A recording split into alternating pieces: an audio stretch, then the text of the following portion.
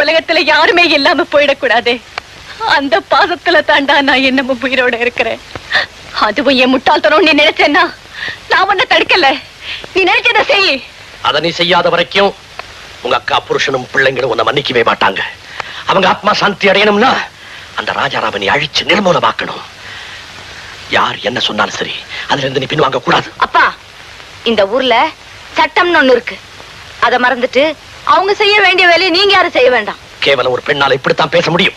அப்போ கூட பிறந்தவங்களை அனாதையாக்கிட்டு ஜெயிலுக்கு போறவங்க தான் ஆம்பளையா? கீதா, என்ன இது உனக்கு சம்பந்தம் இல்லாத விஷயம்.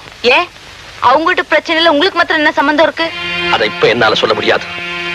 ஆனா அந்த ராஜாராம் தொடர்ந்து உயிரோடு இருந்தா இன்னும் எத்தனையோ லட்சுமிகள் தாலி இழந்துருவாங்க. காளி, புடவை வாங்குறதுக்கு வேணா பெண்கள்கிட்ட உபதேசம் கேட்கலாம். ஆனா பாம்பு அடிச்சு கொள்றதுக்கு அவங்க கிட்ட கேட்க கூடாது. ஏன்னா அந்த பாம்பையே தெய்வமா நினைச்சு பூஜை பண்றவங்க.